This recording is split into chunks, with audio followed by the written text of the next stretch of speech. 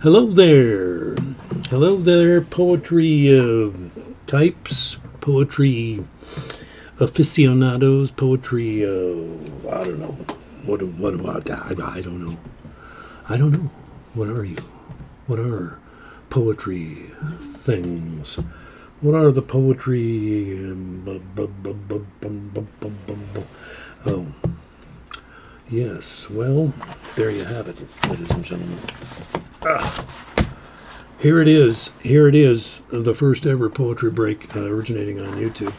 I hear from some of our staff here at the Poetry Break that someone is sharing it to their Facebook page. That would be The Hand. So if you're having trouble getting in, and if you are, then you're not hearing my voice. So what good's this going to do? But you can always go back to The Hand's Facebook page and check it out there. Now this is a different kind of thing for me. I had some Facebook issues, people. Facebook issues that that simply have to be dealt with. And I don't know. Here's what I'm wondering now. I'm wondering if I'm going to be able to see any of the comments. Oh boy, I didn't even think about that. I wonder if I'm supposed to do something extra. Maybe I'm supposed to do something extra. I don't know. Has anybody commented yet? Maybe what I need to do is some of what I was doing this afternoon, which is double check. Double check, Bill. Double check. See what's happening. See what's going on. See what the boogie is. So what I'm doing is I'm checking on it. Oh, wait a minute. There's a comment. The Hand has posted the link, and hopefully it will attract some attention. The Hand has done this? The Hand? Okay, well, I see that the Poetry Break is live, right where I said it would be.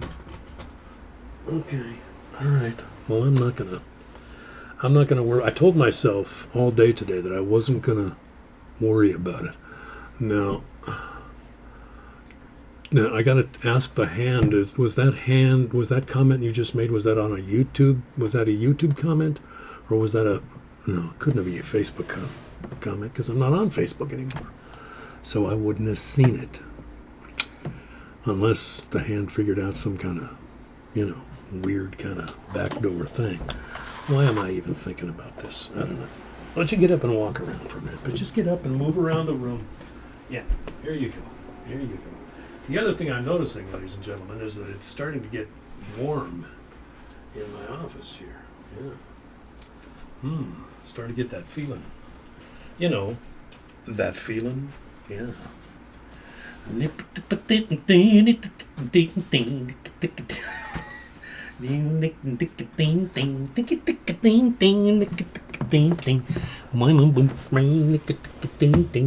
Lynette Hensley. Hey, I made it here with your video instructions. Wow. They actually worked. I did something right. I was so afraid after I was done that, because when it's your Facebook page, you're like, well, wait, does it look the same on my Facebook? Does it look the same when someone else comes to my Facebook? There's Hayden Reese. There's Sam Wise. Sam Wise, I found you, she says. Hayden says, what the hey, where am I? Well, I don't blame you. I was saying that earlier. But, I said to myself, hey, what what don't I want to do? I don't want to be thinking about it. I don't want to be thinking weird thoughts. But only audio. That's because the curtain's still down, Sam. Sheesh. Bill, give me just a quick couple of moments here. Oh, look at the time. Golly. You'd hate to be late on your first night when it's actually a Tuesday. The day that time forgot. That's right, friends. Here we are. The poetry break happening. Wow. This was actually kind of... It was easier for me to get here than I ever thought it would be. Yeah. But let's talk about sunshine, people. Let's talk about warmth. Let's talk about... Actually, I got to get over here. That's what happens. That's what starts happening this time of year. The sun starts hitting my window in the later part of the day, and it actually warms it up in here. I mean, it's like 50-something outside, and here I am, sweltering. No, I'm not sweltering. Let's get started. I don't want to waste a lot of time with Falderall and Fiddly-Dee tonight. You know why? I don't either. Can you see me now, Sam? Oh, there's that handsome face. Oh, you must be on someone else's channel. You must be watching Gene Burnett's channel. We're starting out tonight with Amy Clampett, What the Light Was Like. Yes. Going to start out with something that's kind of aquatic. Or I find it is aquatic. What am I talking? It's called The August Darks. This is Amy Clampett, ladies and gentlemen, in case you're keeping score at home. Sorry. The August Darks. Stealth of the flood tide, the moon dark but still at work, the herring shoals somewhere offshore, looked for but not infallible, as the tide is, as the August darks are. Stealth of the seep of daylight, the boats bird white above the inlet's altering fish silver, the murmur of the motor as the first boat slips out ahead of daylight into the opening aorta, that heaving reckoning whose flux informs the heartbeat of the fisherman, poor, dark, fallible, infallible, handful of a marvel murmuring unasked inside the ribcage. Workplace covert as the August darks are, as in the moon's work, masked within the blazing atrium of daylight, the margin of its dwindling, sanguine as with labor, but effortless, as is the image, far out, illusory, at the dark's edge, of the cruise ship moving, seemingly unscathed by effort, bright as a stage set for the miming of the tiaraed swan's dance dying. The heartbeat's prodigies of strain unseen, the tendons ache, the blood-stained toe shoes, the tulle sweat-stained, contained out where the herring wait, beyond the surf roar, on the other side of silence, we should die of, George Eliot declared, were we to hear it. Many have already died of it. The August Darks. That's Amy Clampett from her volume, What the Light Was Like. Yeah, Amy Clampett, who wrote that famous volume called The Kingfisher, right? The Kingfisher? We've heard of that, right? Thanks, Ma. The Kingfisher was Amy Clampett's first book, which was not published, I don't think, until she was in her 60s. So there's still hope for people like me. I don't think we need this anymore. But we're there. We're on YouTube. Wow. I thought it would be more difficult because YouTube seems more like a real kind of a thing. Facebook was always kind of, for hobbyists, But we're serious students here. All of us. Yeah, no teachers, just students. The August Darks. And these are some amazing sentences she's stringing together here and very chewy. There's chewy segments of this poem that are just tender. The August Darks. Stealth of the flood tide, the moon dark but still at work, the herring shoals somewhere offshore, looked for but not infallible, as the tide is, as the August darks are. Stealth of the seep of daylight, the boats bird white above the inlet's altering fish silver, the murmur of the motor as the first boat slips out ahead of daylight into the opening aorta, that heaving reckoning whose flux informs the heartbeat of the fisherman, poor, dark, fallible, infallible, handful of a marvel murmuring unasked inside the rib cage, workplace covert as the August darks are, as is the moon's work, masked within the blazing atrium of daylight, the margin of its dwindling sanguine as with labor but effortless, as is the image far out, illusory at the dark's edge, of the cruise ship moving, seemingly unscathed by effort, bright as a stage set, for the miming of the tiaraed swans danced dying. The heartbeats prodigies of strain unseen, the tendons ache, the blood-stained toe shoes, the tulle sweat-stained, contained out where the herring wait. Beyond the surf roar on the other side of silence we should die of, George Eliot declared, were we to hear it. Many have already died of it. Yeah, there you go. Amy Clampett. I gotta get back into Amy Clampett, you know? There's all these poets that I've discovered since we've been doing this. I mean, I had The Kingfisher, but I don't think it had really ever gotten inside me. Yeah.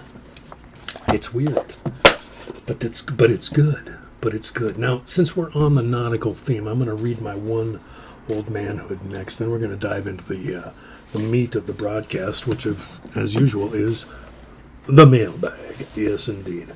So Diane and I were out at La Push this last week. That's why there was no poetry break last Tuesday. And we go out there.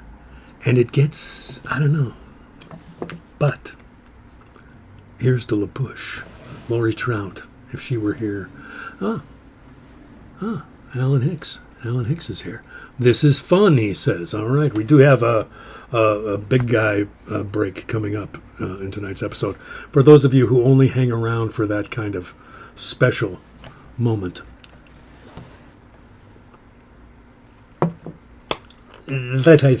That's smooth. It's very smooth. So, I don't know. Diane and I were trying to figure out how many times we've gone out there. We've lost count, which is probably good for people our age. There's a lot of things we should lose count of at this age, huh?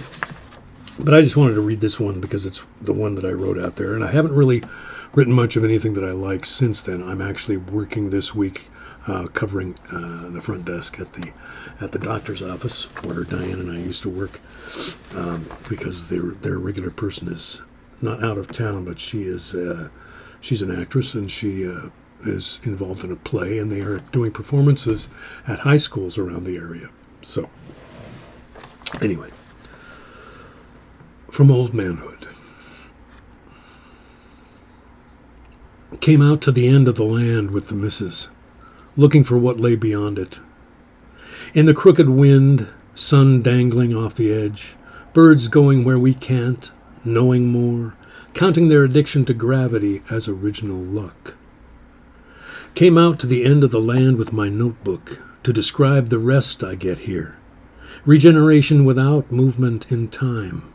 Still old and broken, still slow of foot, but cleared out in my mind, the dust and soot, the rot and wreck. Came out to the end of the land with my walking stick, my third leg to ward off stumbles, roots and clefts too small for old man eyes to see in the muted fuzz of angled light, lashed to a mast, teetering down the beach. Came out to the end of the land to fall off. Your old manhood. I'm getting... Oh, I know. Since the blinds are closed and I can't look out the window in mute wonder anyway, I might as well put on my close-up glasses so I can read a little easier. Don't you think? Yes. You probably thought that because we're on Facebook or on YouTube now, I would have redone the whole place. It would have been some kind of slicked up, kind of stylized kind of situation. But no, same old piles of books that we're used to here. Okay, old manhood. Came out to the end of the land with the missus, looking for what lay beyond it. In the crooked wind, sun dangling off the edge, birds going where we can't, knowing more, counting their addiction to gravity as original luck. Came out to the end of the land with my notebook to describe the rest I get here. Regeneration without movement in time. Still old and broken, still slow of foot, but cleared out in my mind, the dust and soot, the rot and wreck. Came out to the end of the land with my walking stick, my third leg to ward off stumbles, roots and clefts too small for old man eyes to see in the muted fuzz of angled light, lashed to a mast, teetering down the beach. Came out to the end of the land to fall off. Which is kind of true, which is kind of what we do, Diane and I, when we head out there. We go out there to fall off. To kind of just let whatever is clingy, the clingy bits, just kind of, shed that old skin and, start developing the new one, I guess. Hopefully it would be tougher than the previous layer. Anyway, folks, still got the cancer surgery coming up. It's a week from Thursday, so it will not have happened next Tuesday's poetry break. I'm interested in what you folks think. I'm more interested than ever in hearing from people on this email address, poetrybreak22@gmail.com, because Facebook, YouTube, how much difference does it make? To whom does it make the difference? You can comment on YouTube just like you did on Facebook. It's just not quite as, I don't know. What isn't it? What isn't it? Gee, Bill, English major lately? Okay, we're going in reverse order tonight in the mailbag in terms of date received, because you'll know why by the end of the mailbag, because the last poem in the mailbag is it's a big one. It's a big one. It says here we have 9 people. That's not bad for a first crack at YouTube, huh? Mark Kenny comes first because he came in last. Mark, yeah, well, because I was working at the doctor's office today, I remembered when I got home, I should check the Poetry Break email. And to see if anything's come in the last couple of days. So, yeah, I was glad I did, because I found yours and I found Sam's. Jim's I'd known about, and Nils's I'd known about. Nils Peterson sent the long poem that we're going to be looking at tonight. But it's good. I like it. I already got a book of that guy's poetry, Nils. If Nils happens to be here, which he might not be. But he'll see it on the rerun. Yes, he will. So, Mark Kenny starts it out. Hi, Bill. Whenever possible, I find myself a fan of short verse, as do I. Peace to you and Diane as I work to recover a semblance of normal breathing. I'm doing much better. Sorry the Facebook gremlins got you. Mark, I'm glad to hear that you're doing better, and continue to just take it easy. Let the healing happen. Yeah. Okay. Alan Hicks. Okay. Well, not a huge number of comments so far, but what are you going to do? Anyway, Mark sent us a W.B. Yeats poem. Yeah. Old Bill Yeats. Where My Books Go, it's called. Where My Books Go. All the words that I utter and all the words that I write must spread out their wings untiring and never rest in their flight, till they come where your sad, sad heart is, and sing to you in the night, beyond where the waters are moving, storm-darkened or starry bright. Another nautical reference there, huh? Huh? Yeah, that's it. Bill Yeats, Where My Books Go. All the words that I utter and all the words that I write must spread out their wings untiring, and never rest in their flight, till they come to where your sad, sad heart is, and sing to you in the night, beyond where the waters are moving, storm darkened or starry bright. I'm going to read that one more time, see if I can get through and not stumble. Yeah, that's what I'm going to do. Where my books go, all the words that I utter and all the words that I write must spread out their wings untiring and never rest in their flight, till they come where your sad, sad heart is, and sing to you in the night, beyond where the waters are moving, storm darkened or starry bright. Nailed it! Stuck the landing on that one, huh? Huh? What do you guys think? What do you think of the YouTube thing? It's pretty much the same, isn't it? Yeah, there's still nobody over there. Goodness gracious. Okay, Sam Weiss. Sam Weiss, heard from her this afternoon. Ooh, YouTube. See you there, is what she said. I doubt your copy of This House, bright yellow cover for this chapbook, has arrived, so here are 2 poems from that very book. Your choice as to what you want to toss out there into the world of YouTube. Sending you and Diane happy springtime vibes. Okay, all right.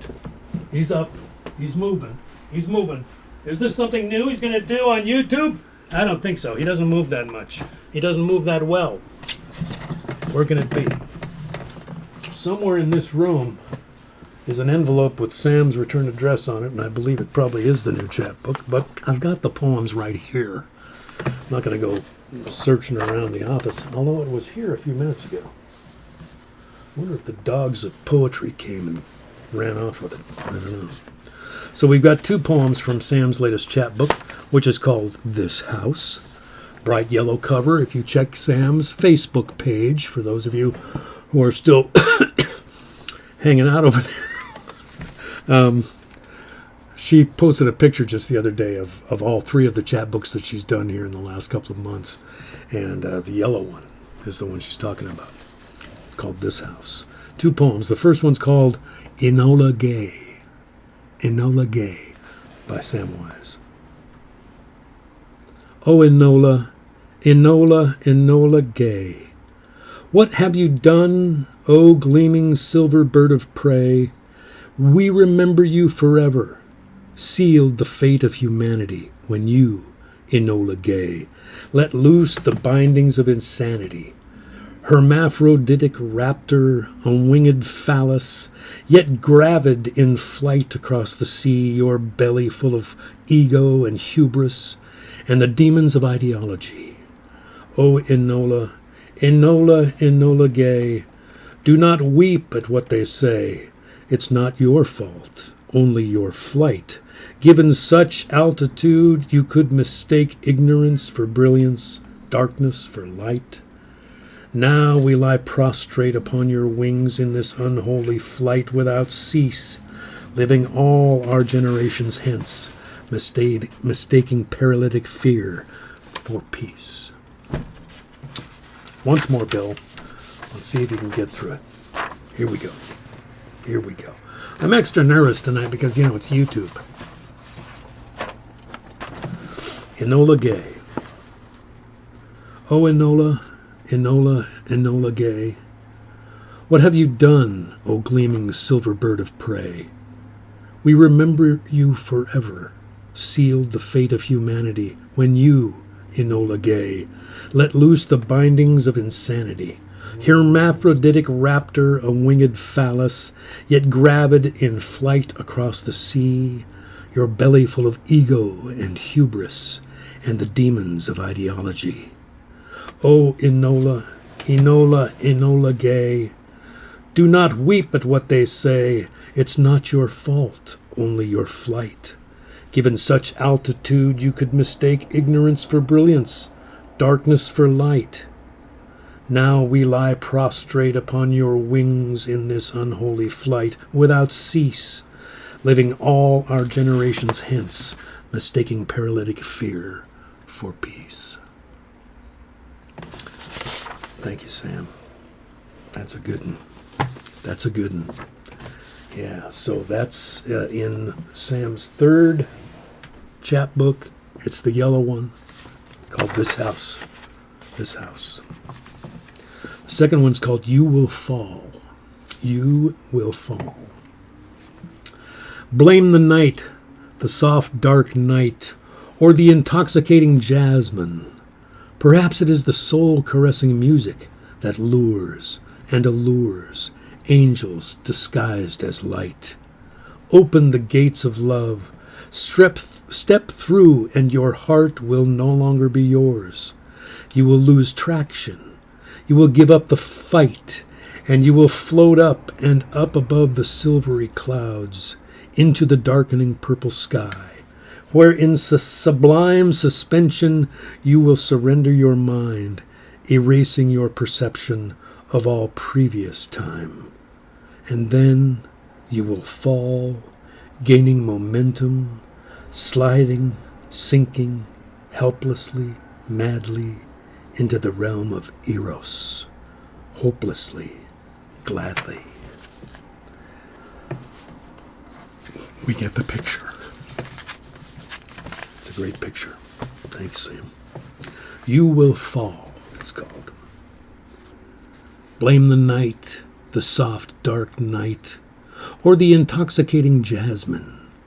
Perhaps it is the soul-caressing music that lures and allures angels disguised as light. Open the gates of love, step through, and your heart will no longer be yours. You will lose traction, you will give up the fight, and you will float up and up above the silvery clouds into the darkening purple sky, where in sublime suspension you will surrender your mind, erasing your perception of all previous time. And then you will fall, gaining momentum, sliding, sinking, helplessly, madly, into the realm of Eros, hopelessly, gladly. Sam Wise. 2 from her most recent chapbook, This House. Now, Jim Page, Poem for the Break, it's called. And the poem, I believe, is actually a set of song lyrics. Correct me if I'm wrong, Jim. But it's by Adrienne Lenker.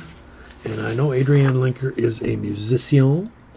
Injidar is the name of this. Injidar. By Adrienne Lenker. Fragilely, gradually, and surrounding, the horse lies naked in the shed. Evergreen anodyne decompounding, flies draw sugar from his head. His eyes are blueberries, video screens, Minneapolis schemes, and the dried flowers from books half read. The juice of dark cherries cover his chin. The dog walks in, and the crow lies in his jaw like lead. Everything eats and is eaten. Time is fed.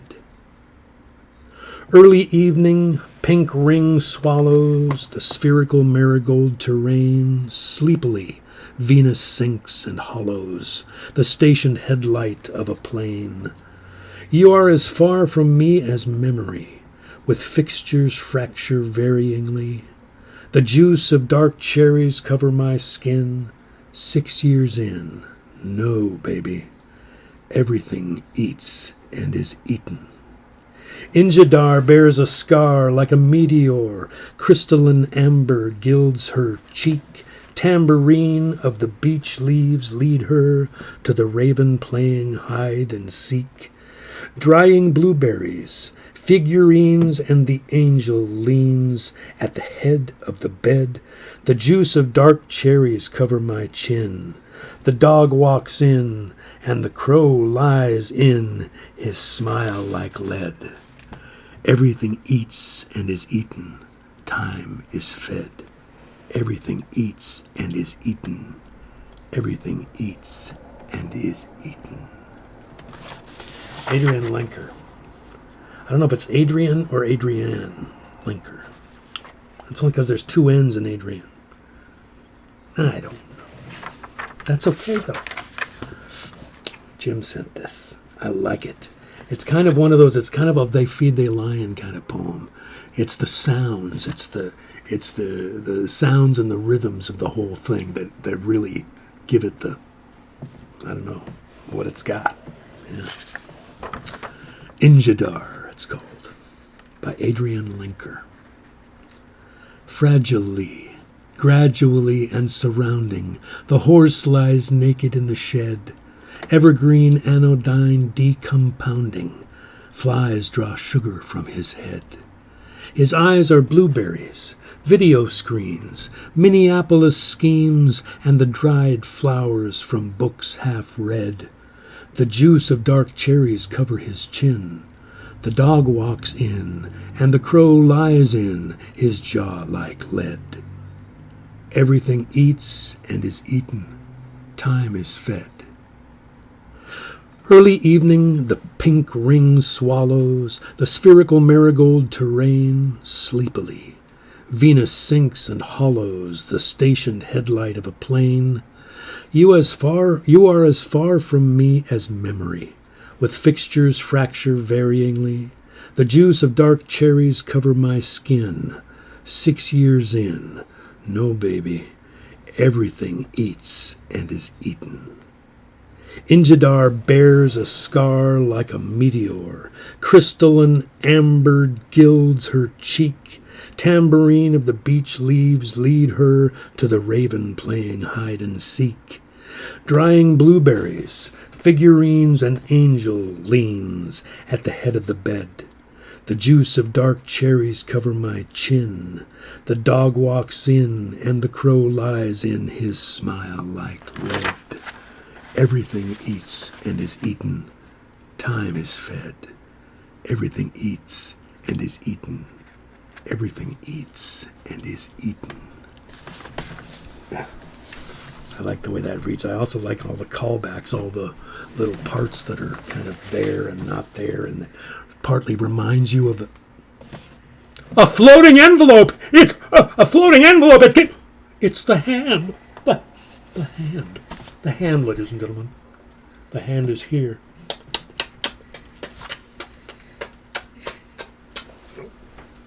I guess the hand doesn't include the forearm. I didn't say anything about the forearm. Maybe the forearm felt bad because the hand gets all the credit. Yeah. What did the hand bring? The envelope from Sam Wise. Yes. Let's just. I feel like Karnak. You know what I'm saying, Sam? See, you had to blow on the envelope. Karnak the Magnificent. Funkin' Wagnall's porch since noon today. This house by Sam West. Yeah. This one feels a little thicker than the last one. I don't know. This is the same number of pages in every one of them, Sam? You can tell me later if you want. You don't have to tell me now. There we go.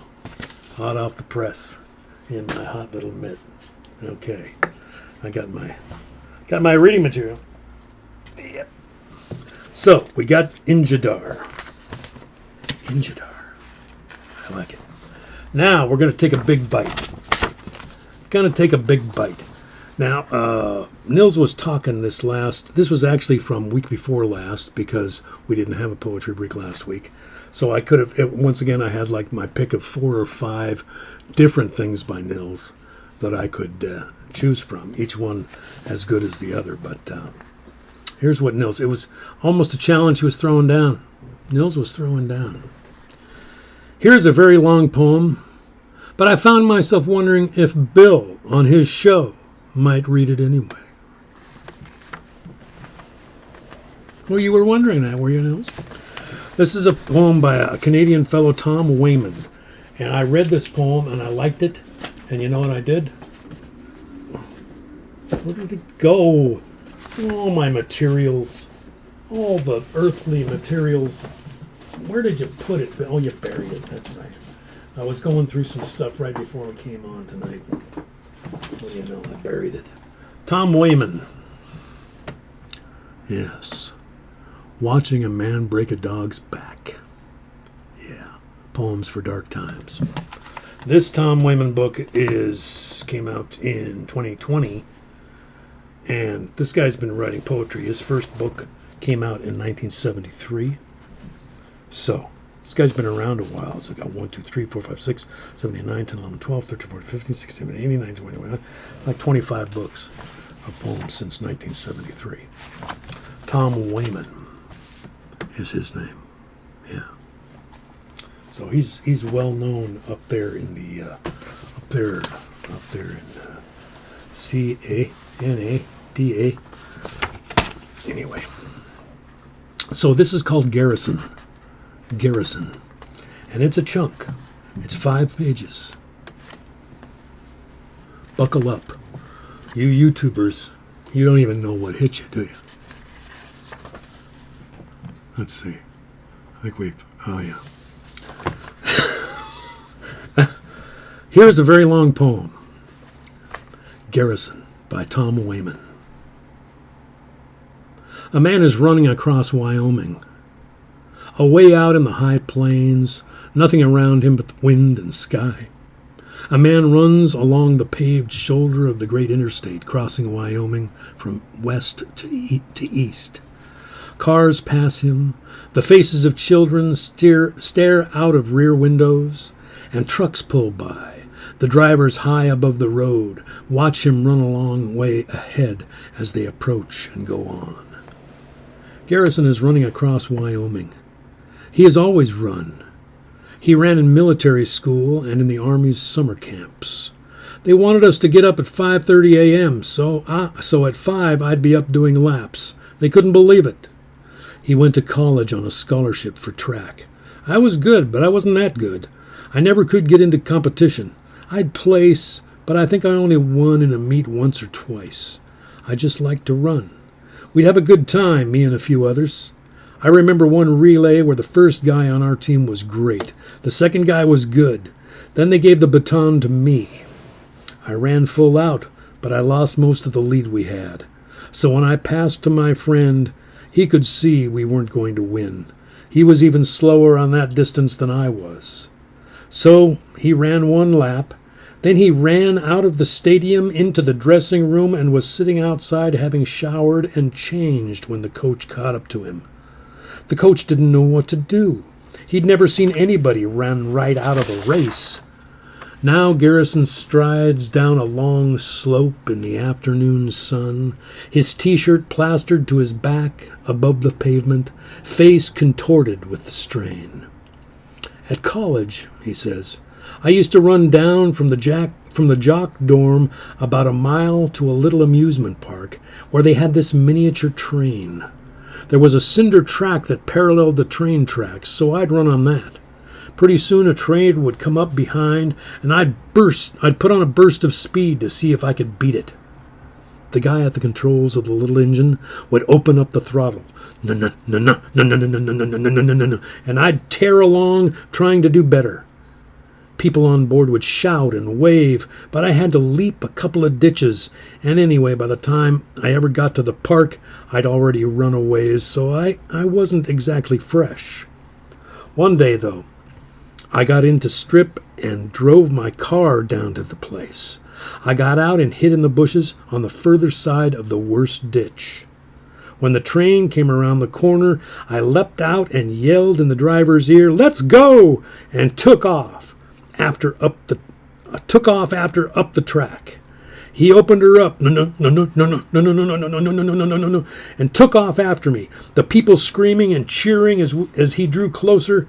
They thought they were helping win the race, but actually they were just sitting there yelling. And he could have done better if they weren't aboard. Anyway, that time we were neck and neck when we got round to that ditch again. His feet in Wyoming pull the asphalt behind him, stroke after stroke, breath hauled in and pushed out with his long legs, eyes blue under the blue sky.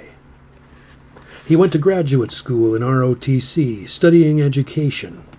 He listened to what people said about the war and asked the Army about it, so they let him go. He asked his professors about their work, too, taking his hound Ralph into classes and offices, using the dog as a point of reference in discussing teaching techniques. He was living then at the edge of town in a tiny cabin and running miles along the country roads and laps around a tree-lined oval in front of the university administration building. Until he quit, got a job working demolition, then in the southern part of the state went logging. They only think political down there, he says. Was the only thing political down there, he says, was the Birch Society meetings. So I'd go along. Mostly it was a good place to talk about hunting and trade guns and all that. I'd refused to take the oath of allegiance to start the meeting, freak 'em out. Told 'em I was a commie. Then we'd talk about dogs and rifles. I kept winning most of the turkey shoots they had down there with my old single shot. Excuse me. They didn't know what to make of it. I figured one crazy commie at a Birch meeting is better than a dozen films sent out from California. I remember one time I was over talking guns with Billy Hankin.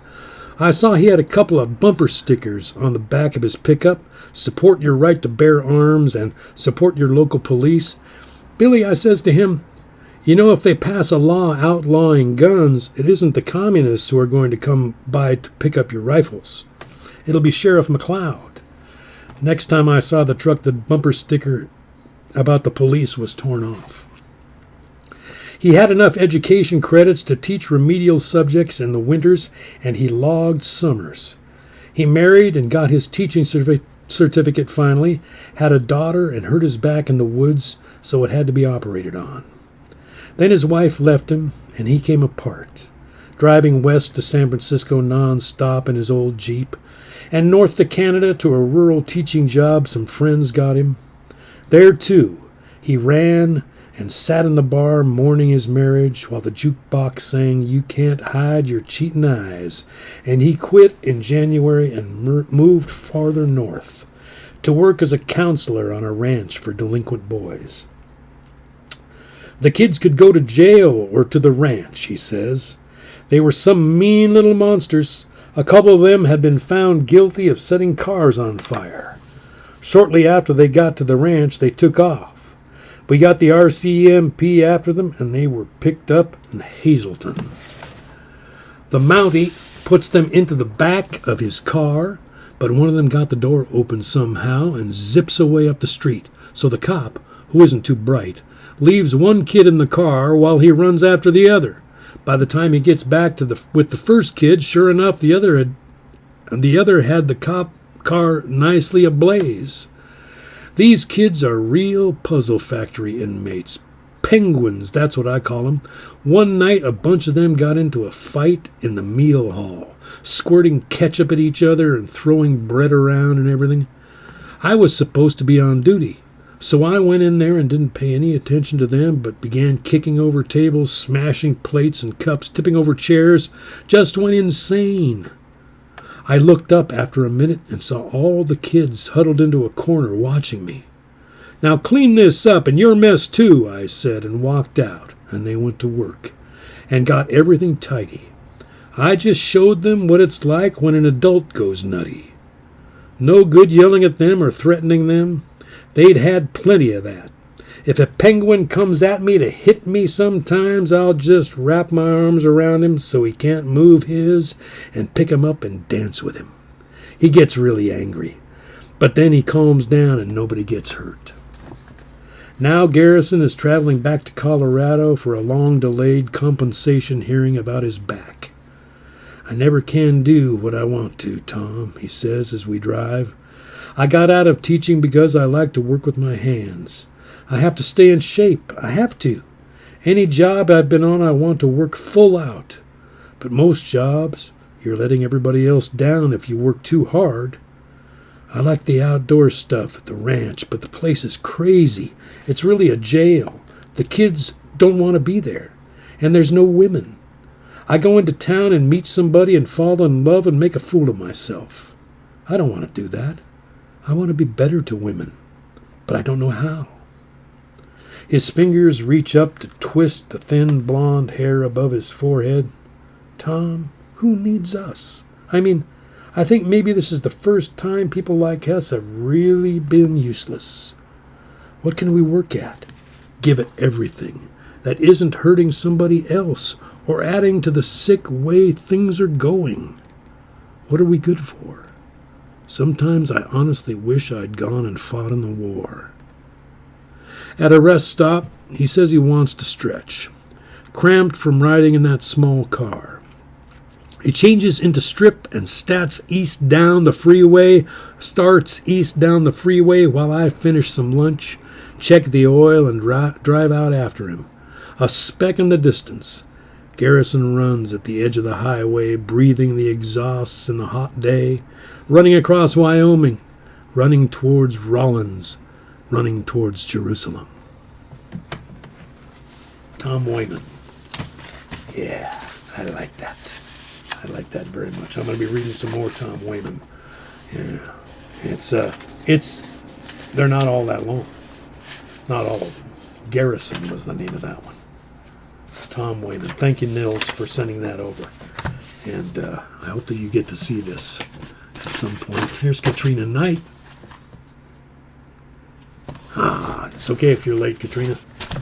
Tonight's a different kind of night. I don't know if you noticed that or not. It's different. We're not where we usually are, but we're somewhere anyway. Yeah, I hope some people were able to follow the link on the hands page to get over here. What am I doing? That's not what I want. Okay. We were reading some Larry Levis last week, and I wanted to read another Larry Levis. Darn it. Darn it! I just like him. Where was that one?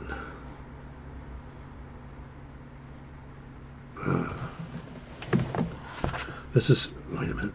Yeah. Oh, wait a minute. Is that the one I was going to read?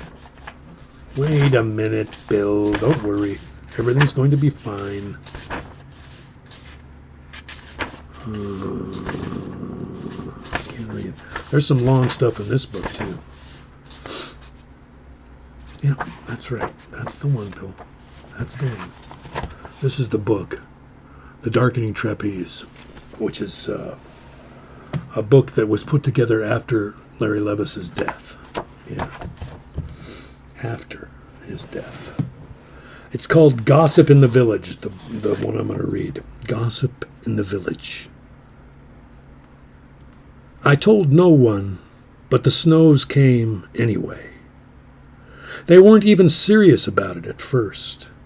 Then they seemed to say as if nothing happened, Snow could say that, and almost perfectly. The village slept in the gunmetal of its evening, and there, through a thin dress once, I touched a body so alive and eager I thought it must be someone else's soul.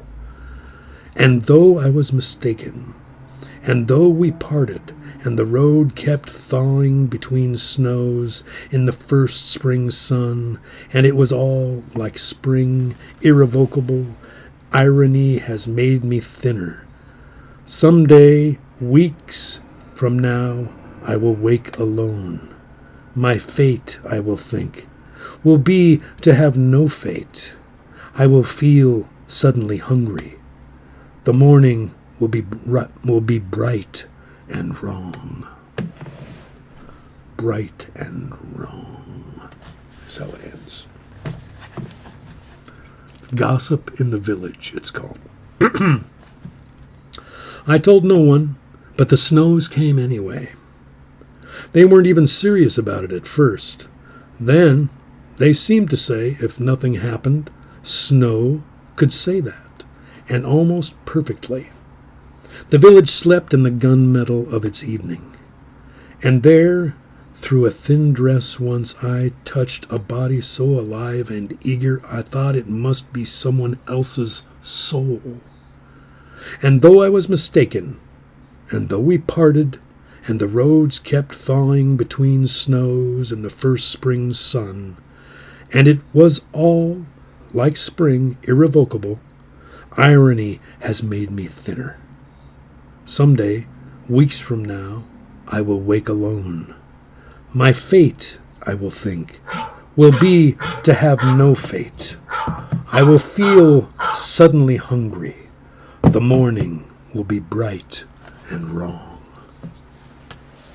Bright and wrong. I like that. I like the way that ends. Gossip in the village. I'm going to read it one more time. Because of the dogs, you know. Gossip in the village. We'll close with this tonight, folks, okay? I told no one, but the snows came anyway.